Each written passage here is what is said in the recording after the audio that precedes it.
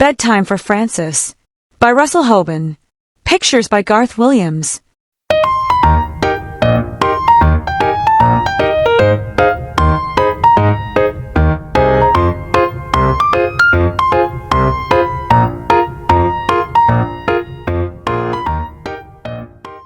The big hand of the clock is at 12. The little hand is at 7. It is 7 o'clock. It is bedtime for Francis. Mother said, "It is time for bed." Father said, "It is time for bed." Francis said, "I want a glass of milk." "All right," said Father. "All right," said Mother. "You may have a glass of milk." Francis drank the milk. "Carry me to my room, Father," said Francis. "All right," said Father. "Piggyback," said Francis. So Father carried her piggyback to her room. Father kissed Francis good night. Mother kissed Francis good night. Francis said, "May I sleep with my teddy bear?" Father gave her the teddy bear. Francis said, "May I sleep with my doll, too?" Mother gave her the doll. "Good night," said Father. "Good night," said Mother. "Did you kiss me?" said Francis. "Yes," said Mother. "Yes," said Father. "Kiss me again," said Francis. Father kissed her again. Mother kissed her again. They closed the door. "May I have my door open?" said Francis. Father opened the door. "Good night," said Mother. "Good night," said Father. "Good night," said Francis. Francis could not sleep. She closed her eyes, but she still could not sleep. So she began to sing a little song about the alphabet. She made it up as she went along. A is for apple pie. B is for bear. C is for crocodile, combing his hair. D is for dumplings. Francis kept singing through E, F, G, H, I, J, K, L, M, N, O, P, Q, and R, and she had no trouble until she got near the end of the alphabet. S is for sailboat. T is for tiger. U is for underwear, down in the dryer. Francis stopped because dryer did not sound like tiger. She started to think about tigers. She thought about big tigers and little tigers, baby tigers and mother and father tigers, sister tigers and brother tigers, aunt tigers and uncle tigers. "I wonder if there are any tigers around here," she said. Francis looked around her room. She thought maybe she could see a tiger in the corner. She was not afraid, but she wanted to be sure. So she looked again. She was sure she could see a tiger. She went to tell Mother and Father. "There is a tiger in my room," said Francis. "Did he bite you?" said Father. "No," said Francis. "Did he scratch you?" said Mother. "No," said Francis. "Then he is a friendly tiger," said Father. "He will not hurt you. Go back to sleep." "Do I have to?" said Francis. "Yes," said Father. "Yes," said Mother. Father kissed her. Mother kissed her. Francis went back to bed and finished her song on the way. She closed her eyes again. She still could not sleep. Francis opened her eyes and looked around. She saw something big and dark. "Giants are big and dark," she thought. "Maybe that is a giant. I think it is a giant. I think that giant wants to get me." She went into the living room. Mother and Father were watching television and having tea and cake. Francis said, "There is a giant in my room. May I watch television?" "No," said Mother. "No," said Father. Francis said, "The giant wants to get me. May I have some cake?" Father gave Francis a piece of cake.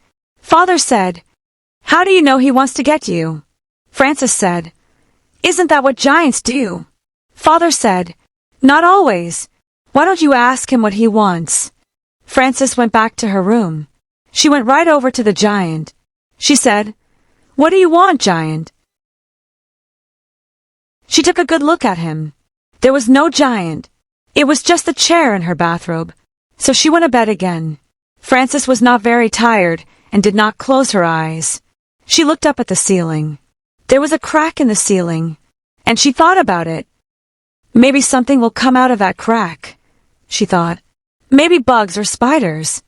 Maybe something with a lot of skinny legs in the dark. She went to get Father. He was brushing his teeth. Frances said, "Something scary is going to come out of the crack in the ceiling. I forgot to brush my teeth." Father said, "You brush your teeth, and I will have a look." Frances brushed her teeth. Father came back and said, "Nothing could come out of such a little crack. But if you are worried about it, get somebody to help you watch. You can take turns." Frances told her teddy bear to watch. They took turns for a while. Then Frances got tired of it and let Teddy do all the watching. Frances got up and went to the bathroom. When she came back, she was not sleepy at all. The window was open and the wind was blowing the curtains. "I do not like the way those curtains are moving," said Frances. "Maybe there is something waiting, very soft and quiet. Maybe it moves the curtains just to see if I am watching." She went into Mother and Father's room to tell them. They were asleep. Frances stood by Father's side of the bed very quietly, right near his head. She was so quiet that she was the quietest thing in the room. She was so quiet that Father woke up all of a sudden with his eyes wide open. He said, Frances said, "There is something moving the curtains. May I sleep with you?" Father said, "Listen, Frances, do you want to know why the curtains are moving?" "Why?" said Frances. "That is the wind's job," said Father. "Every night the wind has to go around and blow all the curtains." "How can the wind have a job?" said Frances. "Everybody has a job," said Father. "I have to go to my office every morning at 9 o'clock. That is my job. You have to go to sleep so you can be wide awake for school tomorrow. That is your job." Frances said, "I know, but—" Father said, "I have not finished. If the wind does not blow the curtains, he will be out of a job. If I do not go to the office, I will be out of a job.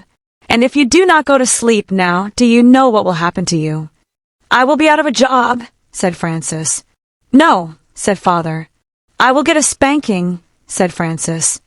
"Right," said Father. "Good night," said Frances, and she went back to her room. Frances closed the window and got into bed. Suddenly, there was a noise at the window. She heard bump and thump. "I know something will get me this time," she thought. She jumped out of bed and went to tell Mother and Father. When she got to their door, she thought about it some more and decided not to tell them. She went back to her room. Frances heard the noise at the window again. She pulled the covers over her head. "I wonder what it is," she thought.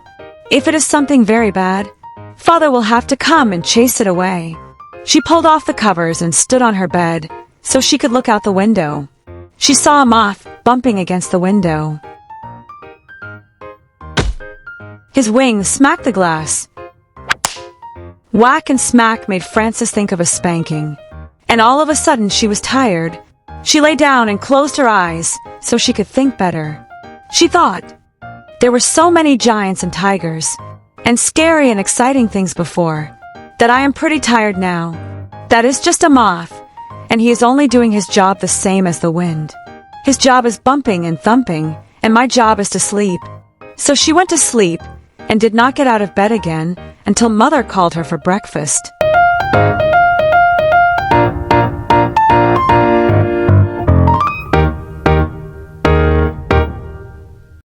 Hi, if you like this video, please give this a like and hit the subscribe button and click the bell icon to get notified whenever I release a new video.